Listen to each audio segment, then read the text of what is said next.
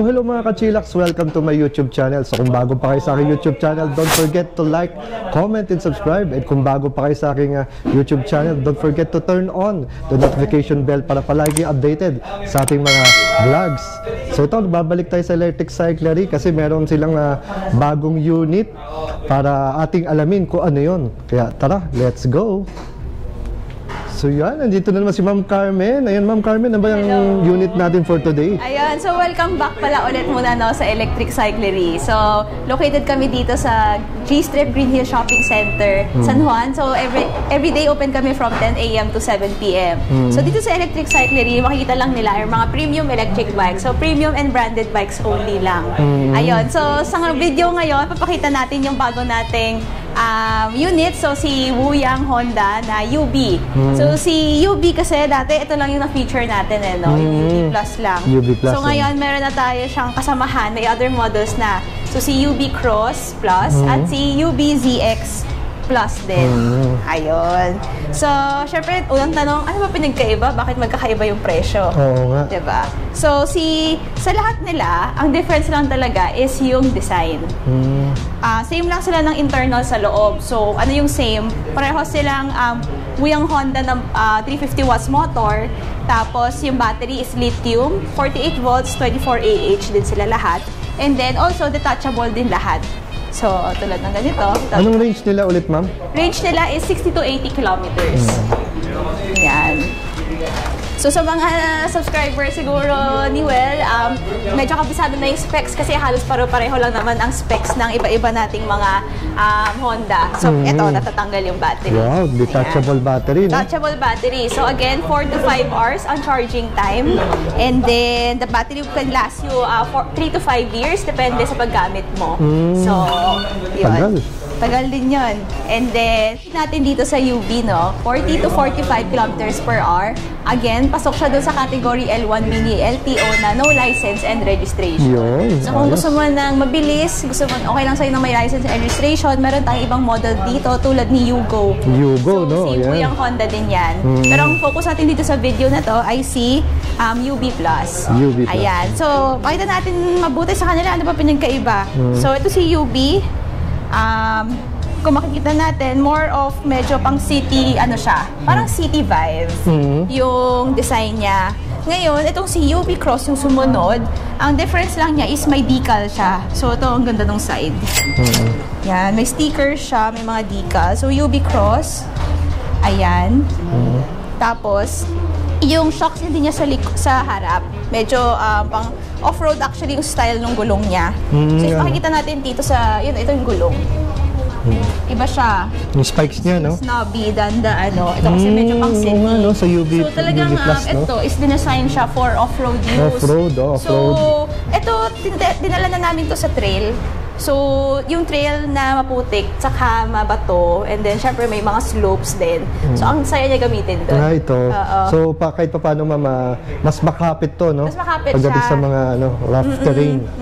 Sinubukan din namin i-race actually si UB tsaka si Zoomer. So, for fun lang naman. Pero yun, na-experience namin na pwede talaga siya sa mga rough roads. Galing. Ayan, si UB. Tapos, medyo may changes lang dito sa may handlebar. Design niya. So, ito is medyo pa ganyan yung style.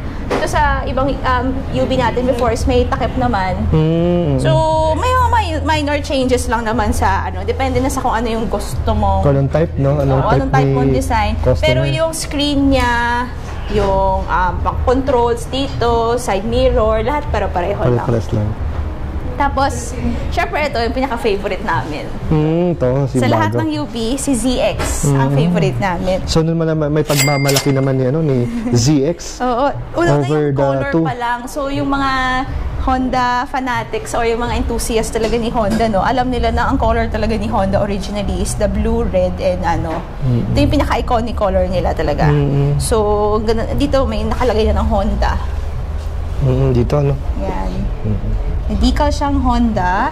And then, sa likod niya, maganda din yung pagka-decal. Ayan. Tapos, meron siyang ano din, parang Hindi pwede siya upuan kasi bakal siya. Hindi siya plastic lang. So ito ba ma'am, lalagayan, pwede ba lagyan ng ano to, parang upuan or Actually, or forma lang siya to? dinesign siya for forma. Forma Pero sa talaga to. tibay naman kasi niya, Oo bakal nga eh, siya. Bakal nga siya eh. Pwede siya upuan, pwede mo Pwede lagyan rin, ng gamit. Pero, Ano, tigas ah. mas maganda kung hindi kasi sayang forma. Oo. Diba? Parang sa Tama. kotse, yung tawag sa likod. O parang mga rear skirt, gano'n. No, Diba? yun, basta pang aesthetic. Mas maganda siya tingnan. Kaya Ayan. nga eh. So, eto, tapos yung dito niya sa may panel niya, may cover yung buo. May cover na to, no, compared doon sa compared dalawang doon mga na medyo chillax. So. bare. Bare na parang yung kanilang handlebar eh, bare pa. Oo. Ito parang parang pag ito, parang may balot na Kaya tingkad talaga yung niya, yung color niya, ang tingkad, diba? Nung pagka-blue. Ayun. So, Yung ito naman difference actually, kaya siya may ganito. Dinesign siya sa medyo parang racing type na kung gusto mo yung parang mukhang racer-inspired yung mo. Parang sporty type, Sporty no? type, oo. Ayun. Ito na siya in-inspire, si UBZX. Ayun. So, yun nga, depende na siya doon sa taste mo, kung anong mas bet mo design. Kami personal namin gusto na si ZX, pero marami rin nagkakagusto kay Cross actually. Lalo na yung red nito, medyo maganda yung red. Oo nga eh, para iba nga rin dating ni Cross. May sarili siyang dating. Oo. May sarili siyang aura. Pero kung gusto mo lang naman ng UV+, hindi ka naman masyado sa decals, sa mga design. Ito yung parang ito yung mga parang ma'am, no? Yung plain. Parang plain, oo. Parang plain So, ng konti. sa presyo, siya na naman pinakamababa. So, si UV Plus, it's only 69,900 for our cash promo. Tapos si Cross naman is 72,900. Tapos si ZX naman is 79,900. Ayan. Ayan. So, pakita na rin natin siguro yung panel, no? Sige, sa mga hindi pa may- nakapanood ng mga other UV vlogs natin. Tapos dito, kakaiba ito ma'am, ZX naman to. Pero same lang sila ng panel. Panel. Ayan. So, pagka-on mo, of course, may park mode for safety. And then, pag binrake natin or tinanggal natin yung park, so, eto, magka-throttle na siya. Meron siyang speedometer here. And then, meron din siyang odometer. And then, of course, yung battery percentage din nakalagay. Ayan. Yun. And then, meron siyang headlight. Ayan. So, in-on natin yung may Liwanag ma'am, no? park So, light and all LEDs naman to ma'am, no? LED yan, yes. LED bulbs lang. Tapos, meron din tayong signal light. Tapos, busina. Yun, no? Lakas, And then, sa likod din, syempre, pag nag-brake tayo, may brake light din siya. Ayan. Yan. Sige ma'am. Yun, no? Yun. Tapos meron siya reflector dito ma'am, no? Sa lapad ng kanyang rear fender. Tsaka ang laki ng kanyang mga shocks dito, oh. Tapos, yun, sa mga gustong mag-accessorize kasi gusto nilang gamitin more of utilitarian, mga panghatid, pangsundo, or whatever, pwede tayo maglagay ng mga bracket. So, tulad na ito, may top box tayo dito. May GB box tayo. So, pang motor to, pero pwede siya. Nagkakabit din tayo Kayang-kaya niya ma'am. So, yan, may bracket nga na pwedeng lagyan. Meron din pwedeng upuan lang. So, yun, marami namang option. Visit na lang sila dito or inquire na lang sa page kung ano yung mga pwede nilang Pati yung mga prices ma'am. Oo. Bisita na lang at saka or message sila sa page. Para makuha din nila yung updated. Kasi diba, syempre, minsan nagsisale tayo. Sayang naman kung hindi nila na Correct. yung latest price. Tatanong kayo, baka naman nalito kayo dahil sa dami ng sinabi. Ayan, para sa akin mga kachilax, yung mga napansin ko lang dito kay ZX, itong parang pina-cover ma'am, no? Dito, cover. yung cover niya, katulad to, wala, parang naka-naked bar lang to lahat, itong dalawa. May cover, tapos ito, di ba, parang may balot na siya na parang may cover na tong handlebar niya. Hindi katulad to, naked siya. So, labas talaga yung bar. Dito, covered na siya ma'am, no? So, yan, pagkakaiba nito. Tapos, meron na siya dito, parang, ito nga, tinatawag namin, may tipo, anong tawag dito? Ito, parang rear, mga forma. Then, so ito mga kachilax, then yung mga decals niya masyado nang bright at very expressive ma'am, no? Very expressive kasi. Imagine mo pag sa kalsada ka, pag titihinan ka talaga. Oo, kasi talagang litaw na litaw yung pagiging sporty niya, yung design niya. Compared dito, medyo nahihiya pa itong si UV Cross Plus Dito talagang all out si ZX Plus. Ayan. Para at least maliwanagan kayo kung ano ba talaga ang pagkakaiba nito ni ZX Plus. And para makita talaga nila ma'am, no, pumunta sila dito at i-test ride. Oo, at saka iba yung ma-appreciate mo talaga, di ba? Pag nakikita mo In siya. person, kasi siyempre iba sa TV, iba sa di ba? Unless in person, ibang-iba talaga. Doon medyo may may pinupukpuk kasi. Oo nga, ano, may pukpukan na nangyari. Okay. So, meron dun. set up kasi ng mga units kay Sir.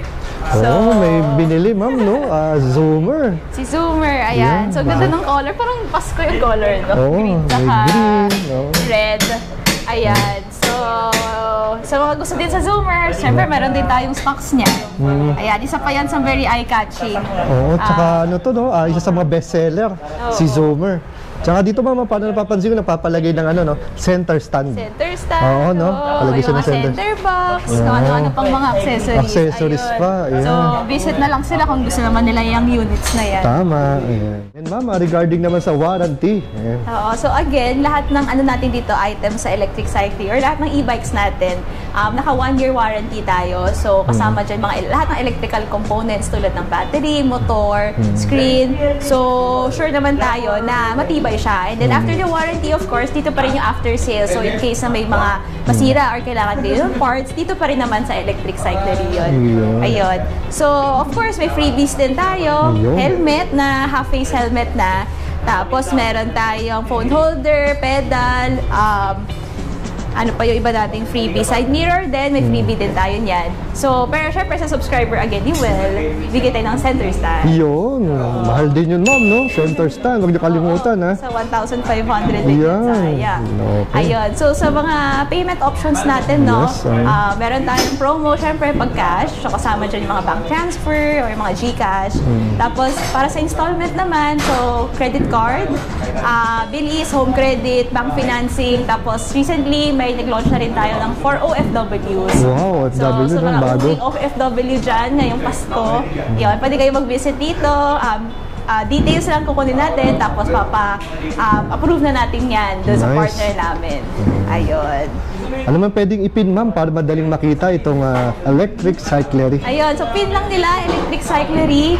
Located kami nga dito sa Green Hills G-Strip Shopping Center. Open every day, so buong December open kami from 10 a.m. to 7 p.m. So pwede yan sa Waze, sa Google Maps, lalabas naman kami. Ayan. So again, ma'am, siguro update tayo mga after 1 or 2 weeks. Baka may biglang may bago or something, mayroon ng mga lalong dinagdagan ng mga discount and promos. So again, ma'am, thank you, ma'am. Thank you!